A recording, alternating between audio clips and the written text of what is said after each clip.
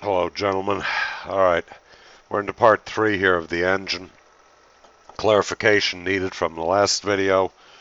My old age and dyslexia, which I don't have, is rearing its ugly head. I mentioned the 429 and 460 engines were a 358 series. I transposed two numbers. They are 385 series. I really need to start looking at my notes and not going from memory. Anyway, that being said, we're going to try to burn through the two engines, including the one that originally took a crap. And I mentioned that the cylinder walls and the engine blocks on the later engines weren't quite as strong or nickel contented as the earlier ones. And I had a D5 engine in there, which is a D designating the decade, which is 1970 decade, and then the 5 designating the year itself. So D5 would be a 1975. And we did a 60 thousandths overbore on this engine, which was way too big for the thin cylinder walls. We did not do a sonic check on it to find out if they did get too thin, and with the type of heat we were running and the mentality that knowing that the earlier engines could be bored out to 120, none of us thought about going and testing this block, which eventually did bite me in the ass because it cracked a cylinder wall, coolant got into the cylinder, it hydrostated the motor, shifting into second gear at around 5,500 RPM. The rod broke, of course, and went through the side of the block, which in effect ruined the first motor. So I'm going to be hitting on the engines here, both the first version and the second version. Some things it'll have in common, other things it won't. The coolant system, obviously, from this picture, will be the electric water pump on a stock water pump itself. Plenty of flow for that. The car had a 4-row radiator, custom-made 4-row radiator in it. So coolant was good to do the quarter mile, but it did run hot.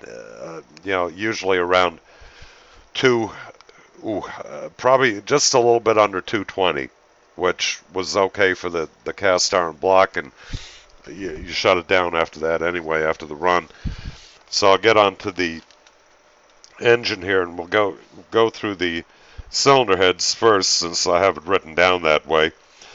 These were 93cc combustion chamber heads, and that was before the resurface that we did on them. We just took a haircut to make them flat, so it was probably right at 93cc, maybe a little bit less. But exhaust ports were ported to 89 to 90cc each. Those had the exhaust with the Boss casting in it for the air injection. No holes for the air injection, but it had the Boss in them, so those had to get ground out. The lower portion of the exhaust chamber had to be opened up also. The first motor had hydraulic lifters in it. I ran stock rocker arms, and I did, however, run the chrome moly retainers on the valve springs. I ran the 805 or 8005-A inner and outer valve springs, which were Iskis. Poly locks, chrome moly push rods, there were 5/16. Guide seals, Iskis, and split valve locks. So the crank timing gear was for a police interceptor motor. I believe they were 429 interceptor motors, and that took a Cloyes S493 crank gear. So if anybody's looking for that type of crank gear, if you're still messing with this old stuff, which is really good value for the bang you get for the buck. And the engine block was milled, decked 32 thousandths. The intake surface on the head was milled 50 thousandths. Pistons were TRW forged aluminum, 60,000 over. The crankshaft was deburred, knife-edged, polished, balanced, Also, the rods, pistons, damper, flywheel, and all, etc. That was balanced.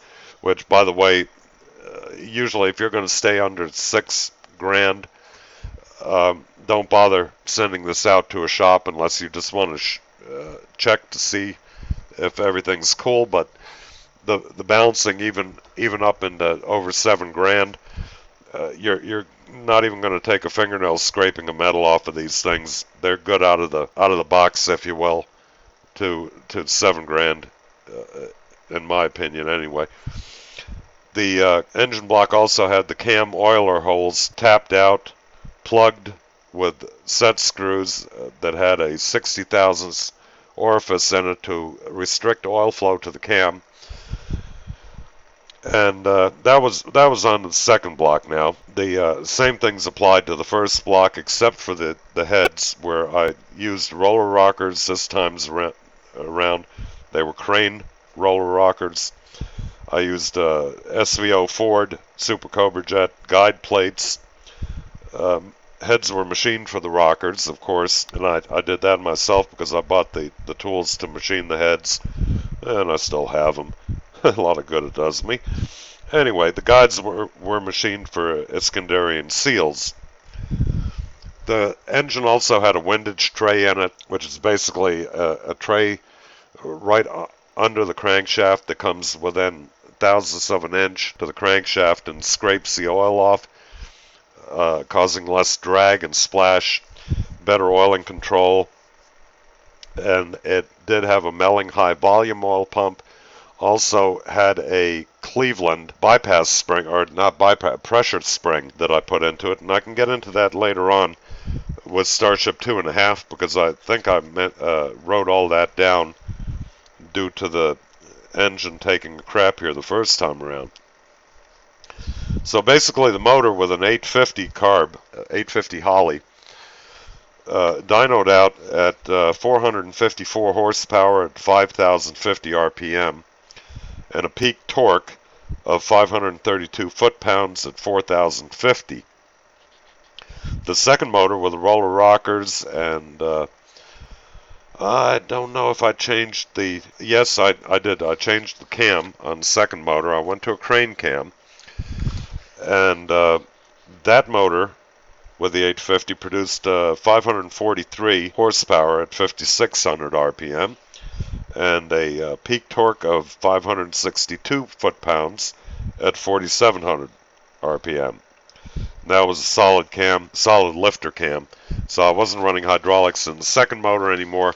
It bumped up the horsepower rating pretty damn good, almost 90 pounds on the horsepower, or 90 horsepower on the one end, and 30 foot-pounds of torque.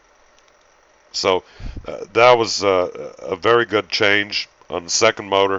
And basically after this we're going to go into the transmission, which I'll give a quick rundown, and then we'll close off with Starship 2, head over into Starship 2.5, which will be a little bit more technical on that end because of things that I learned, things that I did differently.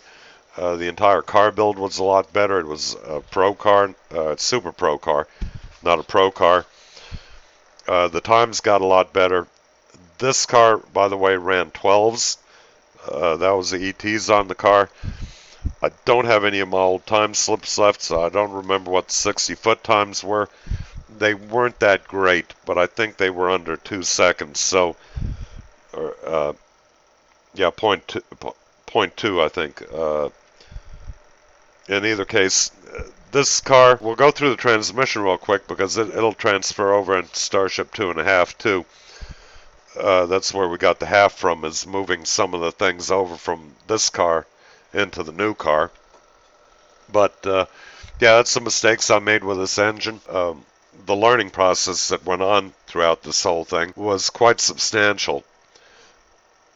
Things did get better though, a lot better, and they worked out better. So stay tuned, guys. I'll try to keep it short and sweet as best I can. I mean, it's very hard to do. It's a lot of information, and I'm going through it. I'm probably boring the shit out of people with some of this technical stuff, but if anybody's trying to get a little bit of an insight to it, this might help. If anybody has any questions, as always, get in the comments section. I'm more than happy to answer them. I do have a lot of part numbers here and places I ordered from. So if anybody out there is doing these old cast iron blocks, what some people nowadays call a boat anchor, and they're not doing any better times than I was back then. But nevertheless, if anybody gets the bright idea to do the smart thing and go